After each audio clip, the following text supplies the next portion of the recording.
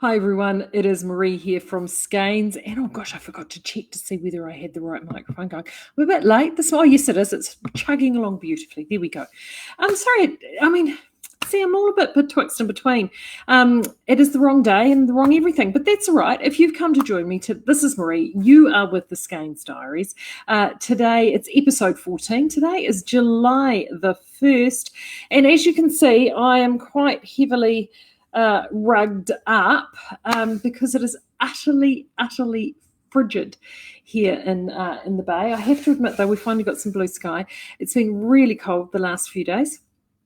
But the nice thing about that, of course, is that when you do get a bit of spot of cold weather, is that you're able to actually dig out, the things, the real woolies that are in your wardrobe. So that's actually been something quite nice to do. So I was pretty pleased to be able to do that.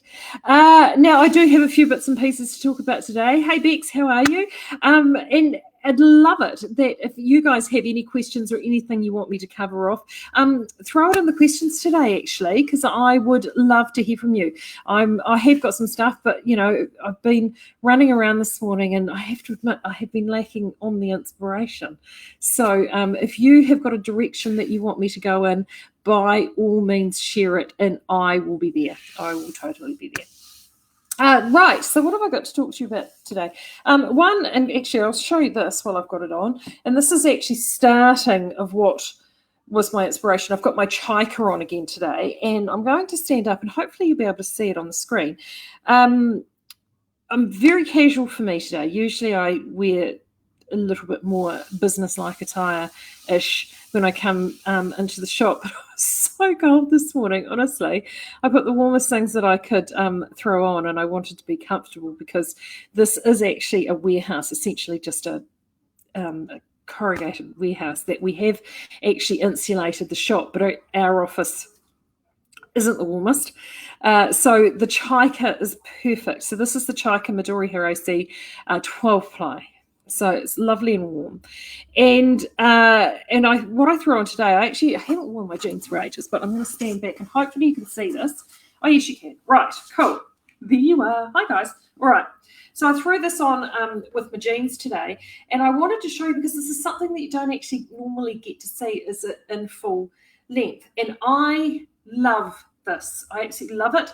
I've knitted it in two versions. I've knitted it in the Southlander version with the cream and the charcoal, and I also had some Ashford Tekabo 12 ply. So if you had some of that floating around, I had the last of the blossom that we had in the shop that when we stocked it before we got our Southlander bulky, and I did my second one in that. And of the two of them, that one is a slight, I can't quite remember which way around I did it. One of them, I actually changed the needle size by 0.5 centimetre, and I get a feeling that it's the mid-blossom. I actually downsized it slightly, not quite so much positive ease, which I have to admit I prefer. But this is the charcoal one, and I wanted to show you this because, as you can see, it's an easy fit, loads of ease, and it's so easy to wear. And I wear it just with a merino underneath. And I wanted to show you this because I did this on the Knit to Fit sort of a body positive class that I did with the Wardrobe Toolbox with Libby Johnson the other day. And one of the things I talked about with them was how layers are your friends. And a lot of these style jumpers are out now are all these sort of cropped lengths. And let's face it, and I'm going to give you a not so flattering side on shot, but let's face it, see the jumper, you can't quite see finishes there. And I don't know about you guys, when you are like me and you have this and this going on, the last thing you want is a jumper to fall there, right? Except when you actually pull in a layer underneath, like these merinos, then you have this finishing out and it actually gives you quite a good silhouette. Now, the camera angle doesn't look quite so flash there, but that's how I've actually taken to wearing these chikas now, and I love it.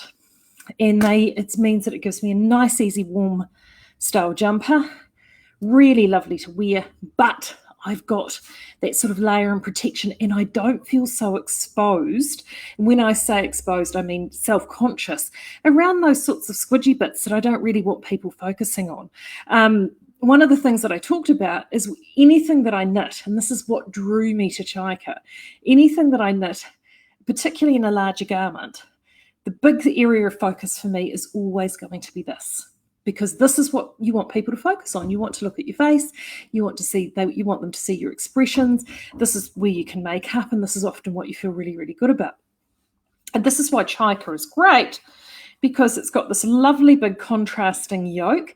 Doesn't have to be cream, but because you've got this really big striking triangular yoke at the top here, it instantly pulls your attention to this area of your face, which I think is something that's fantastic. And there's a number of these sweaters do it. I mean, Love Note has the lace section. Ranunculus is the same with the lace section. You've got, and I think I showed you the bulky in Southlander bulky a few weeks back. Heather's ranunculus that she did in the bulky. What else? What other? Ursa is another pattern with that crop style. Carbeth, both in cardigan or sweater from Kate Davies, all uses this sort of 12-ply weight yarn, and they all have that crop style. So if you're someone who is more body generous and you sort of think, oh, I can't do those crop styles, this is where you can actually create illusion and get away with it, and you can look at those layers. I've done it today with jeans, but I actually wear this a lot with a maxi dress or even a skirt, and it's about breaking up those segments where things sit. There's many of you may know Sue Ann, who lives down south. She is a regular at Outlaw Yarns, a huge fan there. Now, she had an Ursa on when I met her in March, and honestly, it was fantastic. It's quite cropped, and she wore it with a 1950s style swing dress. It just looked an absolute $1 million. So it's often about putting a bit of thought on what else you've got in your wardrobe, and then actually knitting a project to match instead of the other way around. So I wanted to sort of talk a little bit about that this one, because I thought, well, that kind of makes perfect sense. Sorry, I am just jumping and seeing how everybody is here this morning. I'm really, really loving it, and it's honestly, it's so easy to knit. If you were wanting to knit one of these, and as I said, I've knit 2 of them. The cream here, I only used 1/3 of a ball of cream for the yoke. So whatever you choose to do, you may actually want to plan for a couple of these. So the cream looks fantastic up here. The other color I would consider for that yoke is the oatmeal in the bulky, which we've got loads of. And then you want to make sure you have a really good contrast. So we've got loads of charcoal, no problem. And as you can see, the oatmeal, I actually think if I was to do this one again, I'd probably do, where are we? There we go, the oatmeal with the charcoal. Just sort of has a more natural rustic look.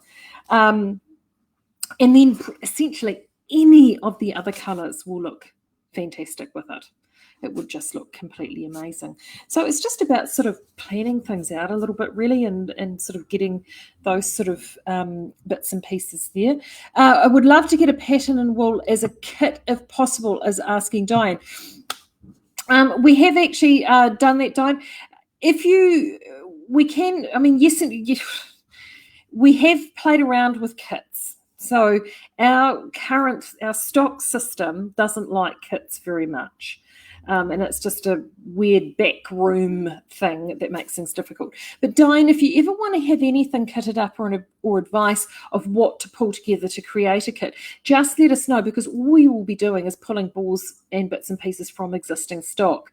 And if it's a pattern that you're requiring, we can then point you in the right direction for that. And most of the patterns that are out there that are available are actually available on Ravelry or easy to download online. So we can actually help point you in the right direction to get yourself kitted up. So do make sure you do that. Oh, I've just jumped down and had a little look here, and look at that. Don't you love it when your last 2 messages on there are 2 of you, the lovely Margot, which I know is in California, and we socked my sister. We've got the wonderful Sam, and you must have just finished work, Sam, I'm picking. To be on at this hour. Crikey, it's late, Sam. So it's so good to see you. So well done.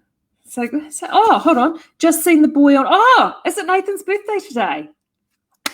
Oh, happy birthday, Nathan. Yeehaw! And now Nathan, who is Sockmatician, who we have done the collaboration of the Sockmatician edition. So, happy birthday! He's not as old as us, though, Sam. Sam and I are the same age, so we can. Our wee boy just got home from the London visit. Look, awesome. Okay, right. I'll have to. That's text for him, wishing him happy birthday when I get done here. So happy birthday, Nathan.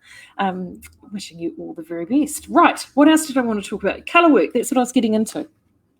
There is actually a method to my madness, I promise you. I'm heading off. He is old now. Yeah, he is. Oh, dear. So I was thinking about colorwork because I forgot my gold wing to show you, but I'm very proud of myself. I only worked on it monogamously yesterday. I did not pick up the hitchhiker. I really wanted to do the hitchhiker, but I knew that I needed to work on the gold wing, so I've done about that much on the body.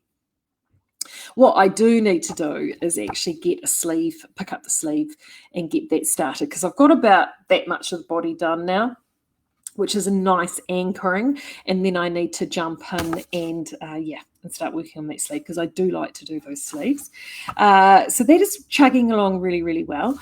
I'm in Wellington next week, so I'm hoping, fingers crossed, I'm hoping to be able to pick up some more kinu while I'm down there.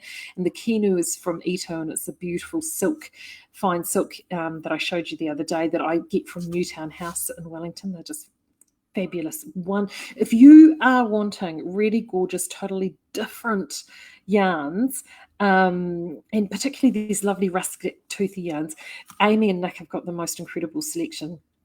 So if I sort of go and play away from home in a yarn perspective, I have to admit what they have is certainly something that I love to play around with. It is absolutely gorgeous. Right, Ashani is just asking, is your jumper easy to knit? Where do you find the pattern? The pattern is on Ravelry, and it is called Chaika, Chaika, by Midori Hiroshi. And it is really easy to knit. It is actually knitted from the neck down. So, which you think, because usually sweaters like this are knitted from the bottom up. This one isn't. And actually, it is. Really, really, really easy. So it's knitted from the top down. So you knit it sort of down to there, and it's and you actually sort of knit this sort of yoke, because the sleeves are all the way down to here, and the sleeves are tiny. So actually, the really nice thing about knitting this pattern, Shani, is that you knit it, and going to Sleeve Island isn't really a big deal, because honestly, the sleeves take an hour to knit, if that, because they're so small. And also too that it's in the round there, and it's actually quite a decent circumference here as well. So it's quite a straightforward. I mean, I banged out this in a week.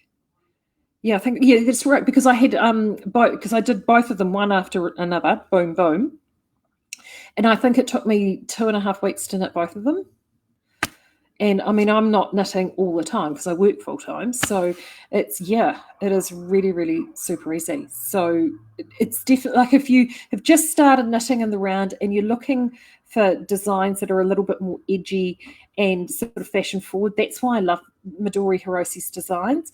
And the ranunculus has sort of got some interesting stitching up there. And if you're not quite there yet, this is just playing around with blocks of colour. So it gets your confidence up. But a lot of the techniques she uses in that design are also in this one.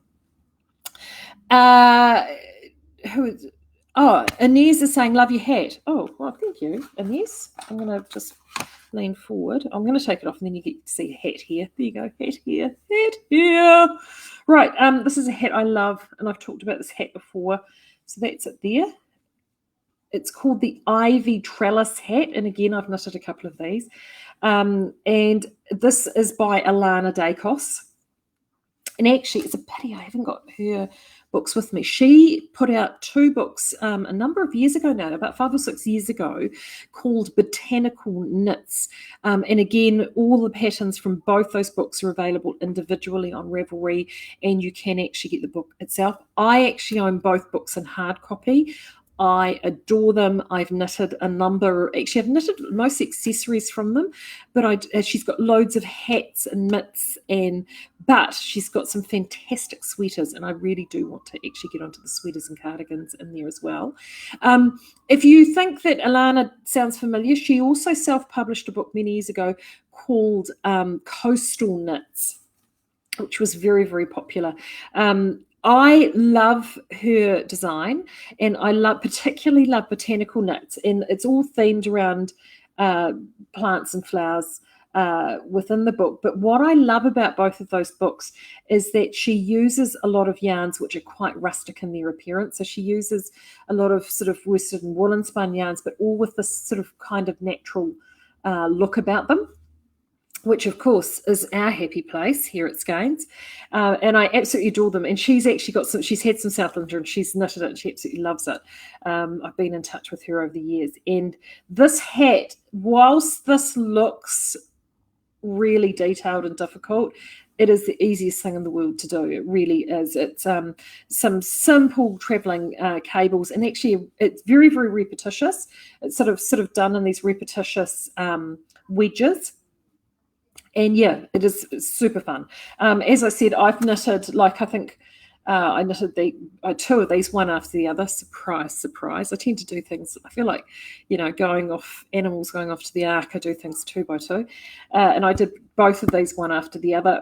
This one is in silver lining, which we've still got actually a little bit of silver lining left from our sale. Gorgeous lush green and some pink, a deeper pink. But any DK will do. In fact, Southlander DK would look amazing in this. Bandit. Ooh, Bandit DK would look fabo in this. But really, any sort of, lovely clingy DK would look great. Actually, I tell you what would look really amazing in this is Outlaw Bohemia worsted. Look, there we go. This is it. This is the Outlaw. This is the amber type, and amber type. Many of you might actually have this at home. It's a hiatus colour, but that would look amazing in this hat. Really quick. I think I honestly you'd get this out over a weekend, easy peasy, and it's so comfortable. So the other ones I've done this, and the second one I've done in Somerset and Chatswood, which I actually need to bring that hat back in now that Chatswood Somerset's now back in stock. It's a great hat, and I just love it because it fits really well, and it's not too slouchy, and it's got a really, really good fit. So yeah, that is that. Right, I'm just checking more questions. Righty-hoo, but what I did pull out this morning is the Strange Brew. And I know we've talked about it before, but it was just throwing on Chaika this morning that kind of got me thinking about it. And I'm trying to think who I had this colour conversation with, but I had this, and I know when I selected the yarns for my Goldwing, and with so many yoked patterns and colorwork patterns around at the moment, because let's face it, that's everyone appears to be doing colorwork stuff. And I highlighted the Gazillion hat by Bronwyn Carroll here the other week, and I suddenly thought, well, actually, how do you go about picking those colors often? And I was emailing, I'm just trying to think who I was emailing about this the other day, and we were talking about colors. Oh, I know. No, gone. It'll come to me. Old age, I tell you. And that's why I pulled the Strong Brew book out, because this book is fantastic. Tin Can Knits. As you can see, I've got the hard copy. I know Deb at Outlaw sells these in hard copy. So if anybody wants to get and I'm saying this now, and knowing my luck, she's probably sold out, but she has had them. It is definitely worth having this in hard copy. I love it. I mean, you also get a digital copy with it as well, and you can actually print out the individual patterns. But I just find, for me, I just love being able to have the actual physical book. Anywho, I wanted to show you that one there. Now, we've actually got this, I'm pretty certain we've got this knitted in a sample, and I think it's currently sitting out in our window. And I wanted to have a look at it because I love that, because those beautiful rustic greens and mosses and things like that. And what got me thinking was around colorwork selection. I had someone in there on Monday and they were talking about selecting color. How do you go selecting color for a colorwork pattern? And most colorwork patterns that are published now, the majority of them are either 3 or 4 colors. Most of them are actually 3 color projects, which I have to say 3 color is great. It's nice and easy to work with. But when you're looking at different projects, how do you go about doing that? How do you go about pulling those colors together? Because it's one of the really tough things, because you want to be able to get colors that work together. But our temptation, I think, is we also sometimes want to be too matchy when it comes to our colours, because often when we dress ourselves, we'll dress to coordinate. So we will do a lot of work with tones, and we'll go tonal with our colours, or we'll use a whole bunch of the same colour. But when it comes to colour work, that doesn't actually always work, because you want to be able to clearly define the different stitch patterns that you have created when you're doing your ferrule or yoked colour work. So what are some of the little tricks that you can do? So one of the things that I've always been taught with colour work is when it comes to 3 colour work, you want to be looking at 3 basic principles in your colour. You want to be looking at a light contrast, like this, a dark contrast like this, and then the third color is what I call the pop, which in this case, if you were to do, would be the red. So if you were looking at a piece of 3 color work, for example, these 3, so then oopsie, cream, red and charcoal, would be very, very harmonious. So what would happen if you needed to add a 4th color in there? I personally like adding 2 pops of colour, and when it comes to adding in the 4th colour, you can go one of 2 ways. You can go either tonal or you can go complementary. And what I mean by tonal or complementary is, if it's tonal, then they'll be in the same band or family. So if it's a red and you're wanting a tonal colour, then you'll be heading into other warms. So you would be looking at yellow or potentially orange. So these are colours that sit within its same wedge or tonal band within the colour wheel. Complementary colours sit opposite that particular colour. So in the case of the red, it could be, I'm trying to think what's opposite red. I think it's green actually, so it's opposite red. There you go. So then it's green. If it's blue, often it will be orange. If it's yellow, actually yellow and blue work well for complementaries, or actually yellow and purple, because yellow and purple sit opposite each other. There you go. So it's about finding those extra pops of colour, so you get that colour differentiation between lights and darks, brights and dulls, and so then you can actually see all your colour work in there. Another tip I was actually given 2 years ago, and I've seen this one done online, is actually pulling all of those colours together and actually looking at the colours that you want to select. So let's just say we put those 4 there. So cream, charcoal, goldenrod, and